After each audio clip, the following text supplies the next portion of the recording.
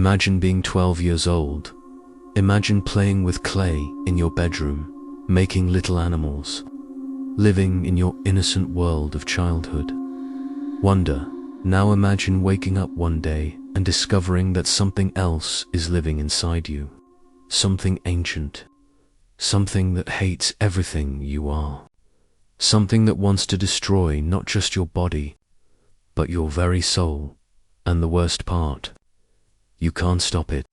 You can't fight it. You can only scream from somewhere deep inside as this thing uses your mouth to speak blasphemies, uses your hands to hurt the people you love, uses your innocent face to mock everything sacred. This is the nightmare that Regan MacNeil lived through. But here's what makes her story truly extraordinary. She survived. And not just survived.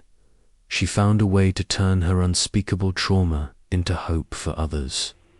Today, we're going deep into the complete journey of horror cinema's most iconic possession victim, from innocent child to the battleground of good versus evil, and finally to the woman who refused to let darkness define her.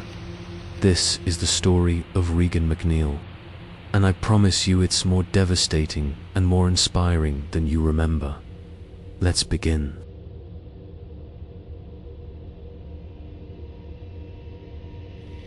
Georgetown, Washington, D.C., a beautiful autumn day. The MacNeil house sits quiet and elegant on a tree-lined street where politicians and intellectuals live side by side. Inside, a 12-year-old girl with strawberry blonde hair sits cross-legged on her bedroom floor, completely absorbed in her art. Regan MacNeil is sculpting horses out of clay. She's a sweet kid, the kind of daughter every parent dreams of. Polite, creative, gentle. She adores her mother, Chris, a famous actress who's in DC filming a movie.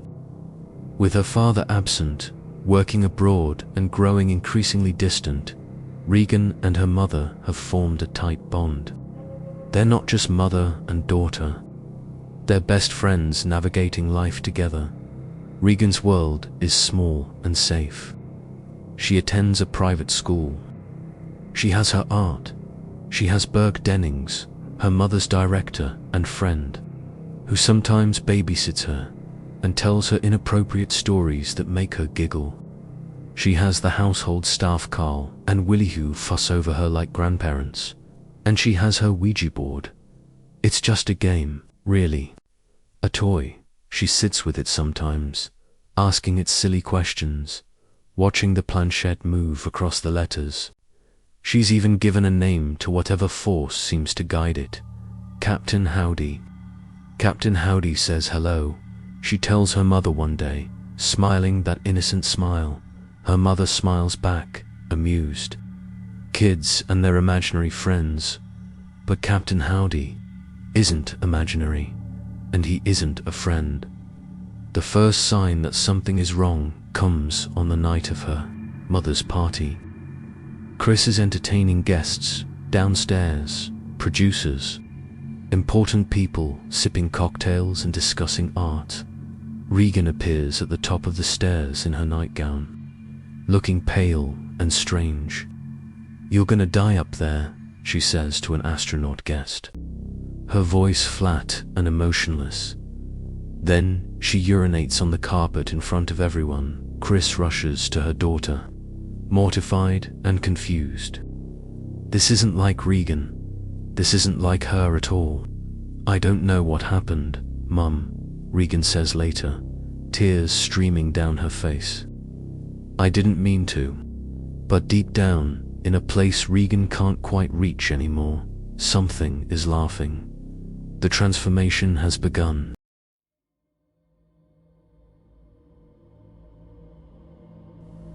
Chris MacNeil is a rational woman, a modern woman.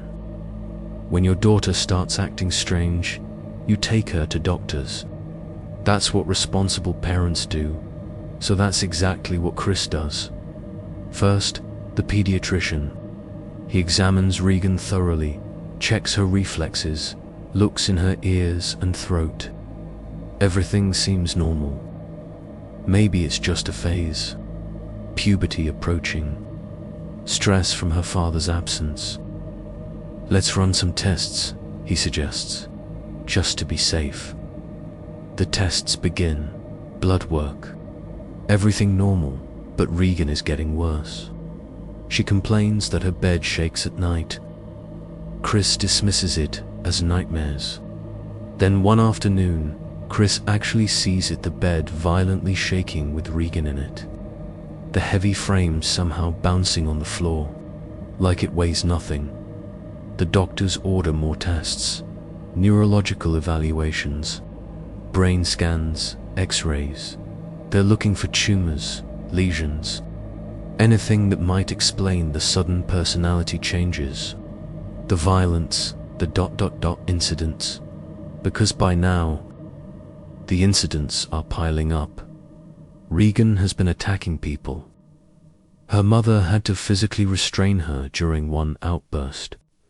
The gentle, sweet girl is gone, replaced by something that screams obscenities, that lashes out with shocking strength, that looks at her mother with eyes full of hate. The psychiatrists get involved. They ask Regan questions. They watch her behavior. They hypothesize. It could be a form of psychosis, one suggests. Perhaps a severe dissociative disorder offers. Another, there are cases of children developing multiple personality disorder after trauma. But what trauma? Chris wants to scream at them. What could have traumatized her daughter so badly that she's become this? They try medications. Nothing works. They try therapy. Regan barely participates, or worse. The thing inside her mocks the doctors, laughs at their questions, tells them things about their own lives that a 12-year-old girl from Georgetown couldn't possibly know. And then there's the incident with the physicians. During one examination, as doctors crowd around Regan, discussing her case as if she's not there, she suddenly speaks in a voice that makes everyone in the room freeze. It's not her voice. It's too deep, too old, too wrong. Keep away from her, you filthy bastards, it growls. You're all going to die up here. The doctors exchange nervous glances.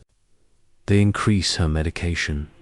But the most disturbing test comes when they decide to do a cerebral arteriogram, painful procedure, where they insert needles into Regan's neck to inject dye into her carotid artery, allowing them to take detailed images of her brain.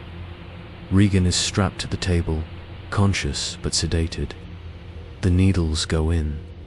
She screams, not in pain, but in rage.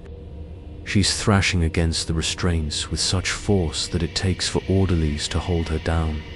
And through it all, that voice keeps speaking, cursing, threatening. The images come back clean. No tumors, no lesions, no physical abnormalities whatsoever. There is nothing medically wrong with Regan MacNeil, but something is definitely, horrifyingly wrong. One of the neurologists makes a suggestion that Chris initially dismisses as absurd. Have you considered, he says carefully, choosing his words, a religious intervention? If we can't find a physical cause, and she believes she's possessed, sometimes treating what the patient believes can be effective. Chris stares at him. You're saying I should get my daughter exorcised? Are you serious? The doctor shrugs uncomfortably. I'm saying modern medicine has reached its limit here. Sometimes we have to look at alternative approaches. Chris goes home that night and watches her daughter sleep. Regan looks so small, so fragile, so innocent, but when her eyes open, Chris knows her daughter isn't looking back at her anymore. Something else is.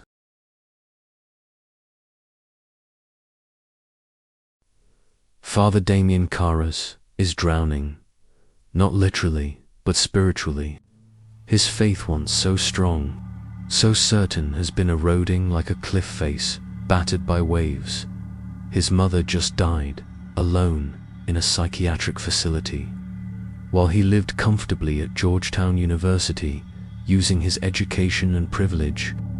She wasted away in that horrible place. The guilt is eating him alive. He's a Jesuit priest and a trained psychiatrist, a man of God who understands the human mind. But lately, he's been questioning everything. If God is real, why did he let his mother suffer? Why does any loving God allow such pain in the world? Kara's is on the verge of leaving the priesthood when Chris MacNeil finds him. She's desperate. She's tried everything else. She needs help, and someone told her that Father Karras is both a priest and a psychiatrist. Maybe he can bridge the gap between faith and medicine. My daughter needs an exorcism. Chris says bluntly. Karras's first reaction is skepticism. He's encountered plenty of supposed possession cases in his career.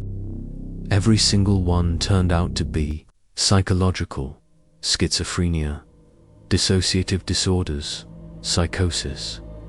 Never once has he found evidence of genuine demonic possession. Mrs. MacNeil, he says gently, true possession is extremely rare. The church has very strict criteria. I know what the church says, Chris interrupts. I've been to every doctor in this city. They've run every test. There is nothing physically wrong with my daughter, but she is not my daughter anymore. Karras agrees to evaluate Regan. Just an evaluation. He's certain he'll find a rational explanation. Nothing prepares him for what he encounters. Regan's room is freezing. Not cool freezing. His breath fogs in the air despite it being mild outside. The walls are damaged, covered in scratches and what looks like. He doesn't want to think about what it looks like. And the smell. God, the smell. Like something died and rotted in the walls. Regan lies on the bed, and when she turns to look at him, Karras feels his stomach drop. This isn't a sick little girl. The face is Regan's, but the intelligence behind those eyes is ancient, malevolent, and utterly inhuman. Well, the thing says in that impossible voice. A priest? How delightful. Tell me, Father Karras, is your mother still screaming in that mental ward? Did you hear her calling for you before she died? Karras freezes. He's never mentioned his mother to anyone at Georgetown. It's too painful. How do you know about my mother? He asks, trying to keep his voice steady. The thing wearing Regan's face smiles, horrible, knowing smile. Oh, I know everything about you, Damien. Your doubts, your guilt, your pathetic, crumbling faith. Tell me, do you really believe God hears your prayers? Or are you just talking to yourself in the dark, hoping someone's listening? For the next hour, Karras conducts his examination. He records everything. He tries various tests, including one where he sprinkles holy water on Regan, which turns out to be tap water. She reacts violently, screaming and convulsing. See, Karras says, trying to maintain his clinical detachment. It's a psychological response to what she believes is holy water. But then he speaks to her in Latin, just a simple phrase, testing to see if she responds. She does. The response is perfect Latin, grammatically correct, spoken with the ease of a native speaker from ancient Rome. Regan MacNeil has never studied Latin. According to her school records, she barely passes Spanish, and then the thing tells him things. Private things. Shameful things about his past that no one knows. It describes in detail the moment his mother died, alone and afraid, calling his name. When Karas finally leaves that room, his hands are shaking. He goes to Father Dyer, his friend, and for the first time in his priestly career, admits what he never thought he'd say. "Tom," he says quietly, "I think this might be real. I think this girl might actually be possessed." The decision to request an exorcism doesn't come easily. Karas knows the church will be skeptical. They have to be. Too many false cases have made the church extremely cautious. But he submits his report, including his recordings, his observations, and his professional opinion. The church agrees on one condition. An experienced exorcist must lead the ritual. They call Father Langster Marin.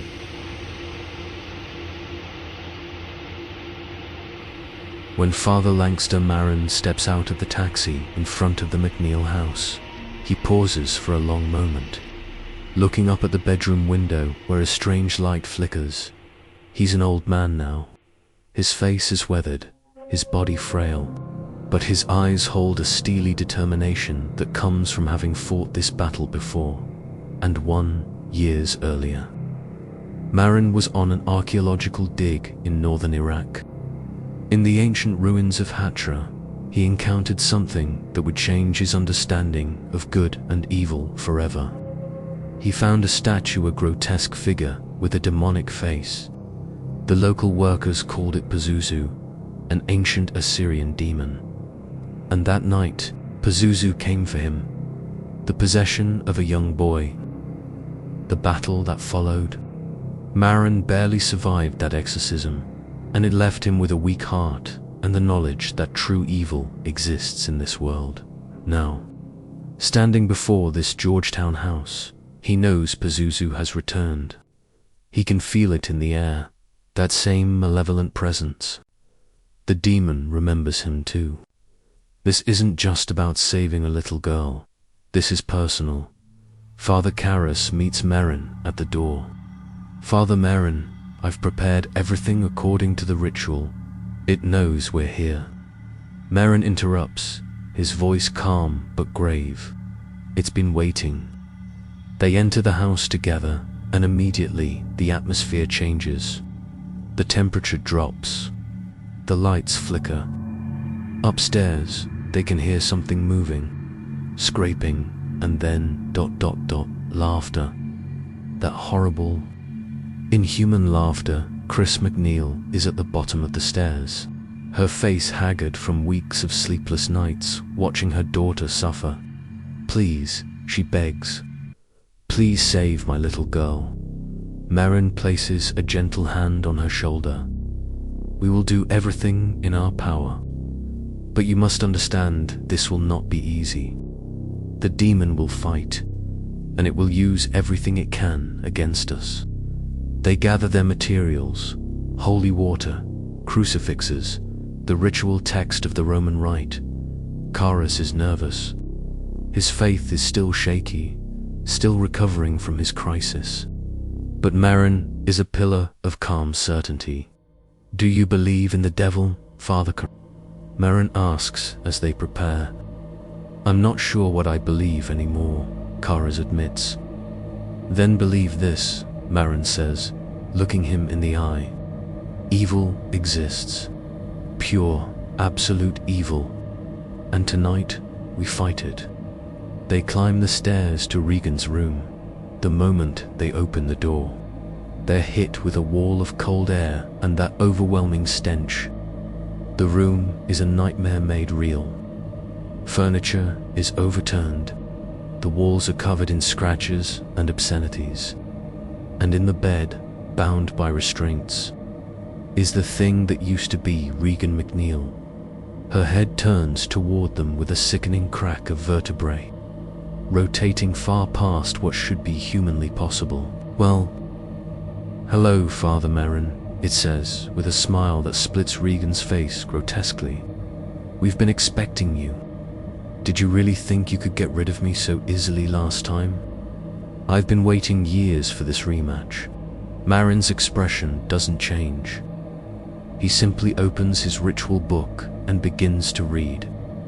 The power of Christ compels you, and the war begins.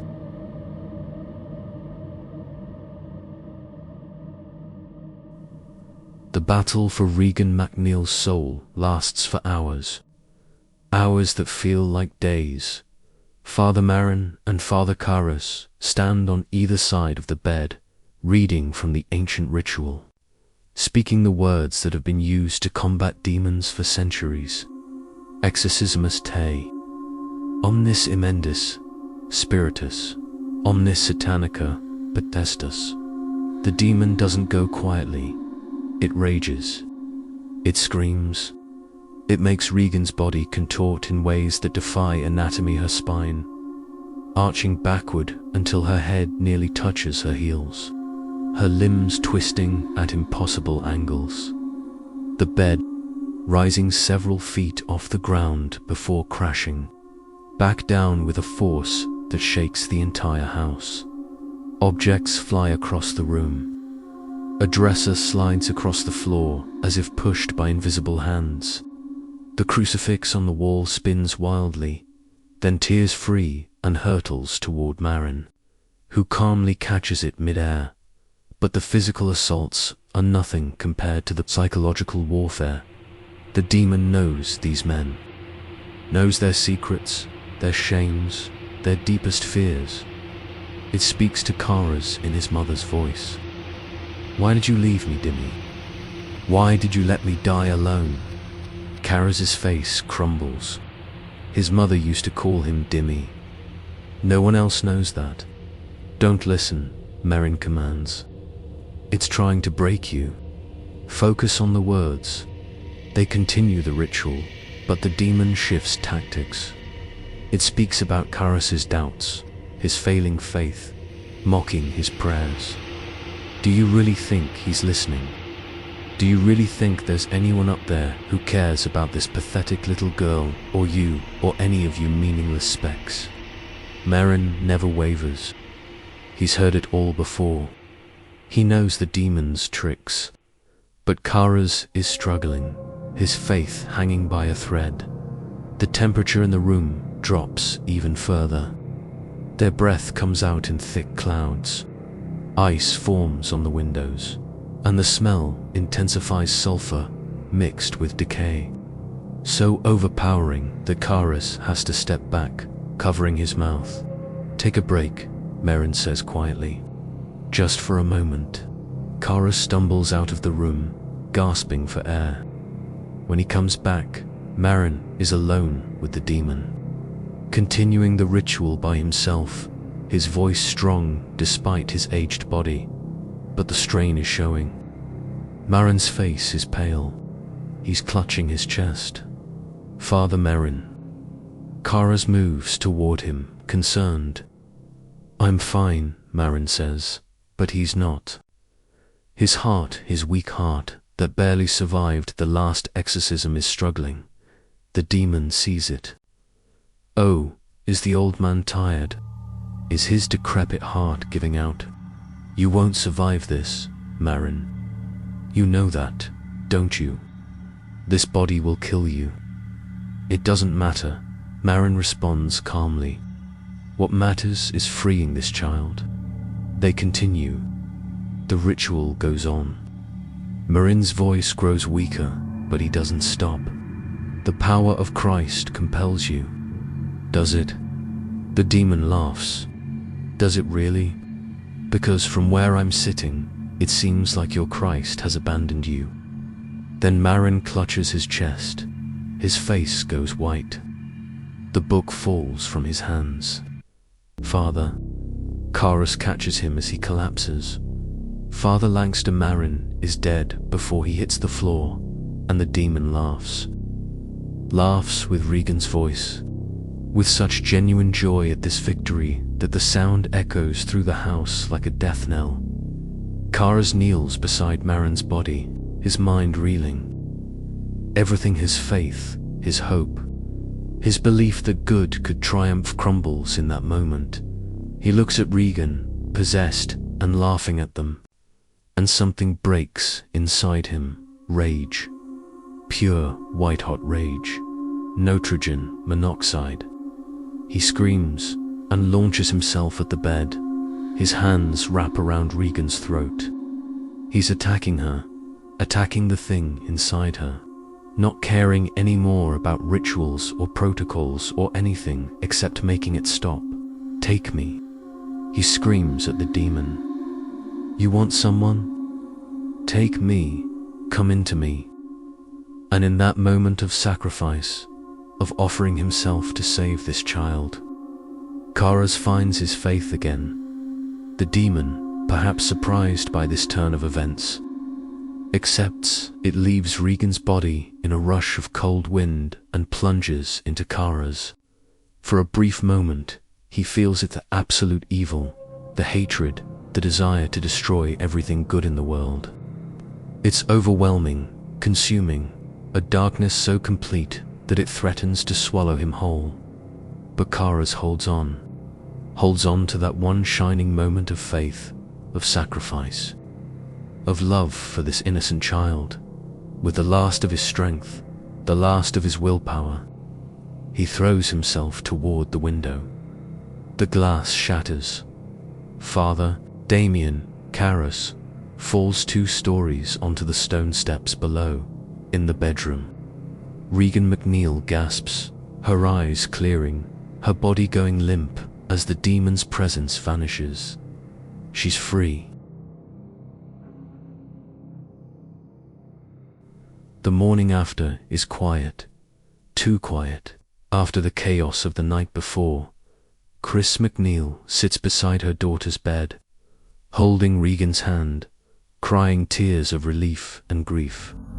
Her daughter is back, really back. The doctors who examine her find no trace of possession, just a very weak, very confused little girl who can't remember anything about the last several weeks. Mum. Regan's voice is small, hoarse from screaming. What happened to me? Chris strokes her daughter's hair. You were very sick, baby. But you're better now. And it's true. The moment the demon left, Regan's body began to heal. The scratches fade. The unnatural strength disappears. Her eyes, those eyes that had reflected such ancient malevolence, are once again the innocent eyes of a 12-year-old girl. But Chris knows the truth. Her daughter may not remember, but Chris will remember for the rest of her life. She remembered the things her daughter said in that voice. The things she did, the violence and the horror. How do you go back to normal after that? They pack up the Georgetown house quickly. Chris can't stand to be there anymore. Every corner holds a memory of that nightmare. She needs to take her daughter somewhere safe. Somewhere far away from that room, that house, that city. As they're preparing to leave, Father Diakoras' friend comes to say goodbye. Regan is standing by the car, looking small and fragile in her traveling clothes. She looks up at Father Dia, at his clerical collar, and something flickers in her eyes. Not a memory, exactly, but a feeling, a sense that something important happened, something she can't quite grasp. She reaches up and gently kisses his collar. Father Dia's eyes fill with tears. She doesn't remember Karas's sacrifice, but some part of her soul knows. Some part of her understands that a good man died to save her. Thank you, Chris whispers to him, knowing the words are inadequate. They drive away, leaving Georgetown behind.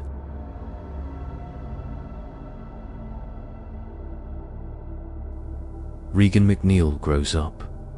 It's not easy. How could it be? Even though she doesn't consciously remember the possession, the trauma lives in her body, in her subconscious, in the gaps in her memory that sometimes yawn open like chasms. She goes to therapy. Years and years of therapy. She works through the blank spaces in her childhood, the nightmares that wake her screaming, even though she doesn't know why, and eventually she makes a decision. She'll write about it, put it all down in words, everything her mother told her, everything she's pieced together from the medical records and the church documents. Her memoir becomes a bestseller. I survived, my story of possession and faith, but it costs her. The book drives a wedge between Regan and her mother. Chris feels like the story was hers to tell, not Regan's. The publication of such intimate horror feels like a violation. They stop speaking. For years, mother and daughter remain estranged, both carrying their own versions of that same trauma. Regan uses her experience to help others. She becomes a counselor specializing in religious trauma, helping people who've gone through exorcisms or who believe they've encountered demonic forces. She's compassionate, understanding, and she offers something no other therapist can. She's been there. She knows what it's like to be at the center of that storm. Then comes the news. 2 young girls, Angela and Catherine, have gone missing in the woods. When they're found, they're different, changed, and the signs are unmistakable. They're possessed. Chris MacNeil, hearing about the case, feels compelled to help. She travels to where the girls are being kept and attempts a New Age, non-Catholic exorcism ritual. She's trying to help in a way that feels more spiritual than religious, less traumatic than what her daughter went through. It fails catastrophically. The demon the same ancient evil that once possessed Regan attacks Chris. She's gravely injured, hospitalized, possibly dying. When Regan gets the call about her mother, something in her heart breaks open. All the anger, all the resentment from their estrangement, ... It doesn't matter anymore. Her mother is hurt. Her mother might die. She goes to her. Their reunion in the hospital is tearful, emotional. They apologize. They forgive. They hold each other like they haven't held each other since that day they drove away from Georgetown all those years ago. "Mum," Regan whispers. "I'm sorry. I'm so sorry." "No, baby. I'm sorry. I should have supported you. I should have understood." People ask Regan to help with the possessed girls, to be there for the exorcism, to confront the demon that once lived inside her. She refuses, and it's not out of cowardice. It's out of wisdom. Regan knows that Pazuzu remembers her. The demon would love nothing more than to face her again, to try to reclaim what it once had. Her presence wouldn't help those girls. It would endanger everyone. "The demon wants me there," she explains to the desperate parents. "It wants another chance at me. If I'm there, it won't focus on leaving the girls. It'll focus on getting back into me." Instead, she does something more important. She stays with her mother. She provides emotional support to the families. She shares her story with the possessed girls' parents. Not the published version, but the real, raw, unfiltered truth of what it's like to survive such horror. "Your daughters can survive this," she tells them. "I'm proof. I survived. I built a life. I found happiness." This doesn't have to be the end of their story. And when the exorcism is finally successful, when Angela and Catherine are freed, Regan is there in the aftermath. She's there to tell these traumatized young girls that it gets better, that the nightmares fade, that they can heal. She becomes, in essence, what she needed when she was 12 years old, a survivor who can show others that there's life after hell.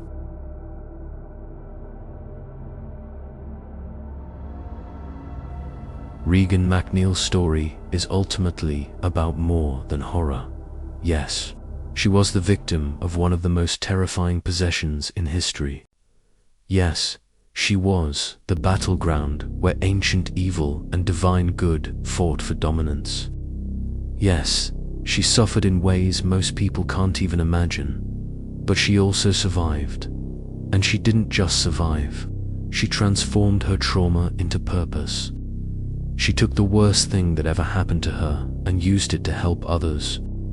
She became a voice for survivors, a beacon of hope for anyone who's encountered darkness. Her relationship with her mother, broken by trauma and healed by crisis, shows us that even our deepest wounds can be mended with forgiveness and love. Her refusal to confront Pazuzu again demonstrates wisdom. She knows her limits. She knows that true strength sometimes means walking away, not engaging in fights that aren't yours to fight anymore. And her very existence, her successful career, her relationships, her full life is a testament to human resilience. The demon tried to destroy her. It failed. Regan MacNeil is more than a horror movie character. She's a symbol of survival against impossible odds. She's proof that innocence, once corrupted, can be reclaimed. That souls, once invaded by evil, can be purified. That children, once possessed, can grow up to be whole, healthy adults. Her story reminds us that we're more than what happens to us. We're defined not by our traumas, but by what we do after them. And sometimes, the bravest thing we can do is simply survive, and then help others do the same. So that's the complete journey of Regan MacNeil, from innocent child to possessed, victim to traumatized survivor to beacon of hope. What part of her story resonates most with you? Is it her survival? Her sacrifice? Her eventual purpose? Let me know in the comments below if you found this deep dive compelling. Hit that like button and subscribe for more character analyses from the darkest corners of horror cinema. Turn on notifications so you never miss when we explore another iconic figure. And remember, even in our darkest moments, when evil seems overwhelming, survival is possible. Regan proved it. Thanks for watching. I'll see you in the next one.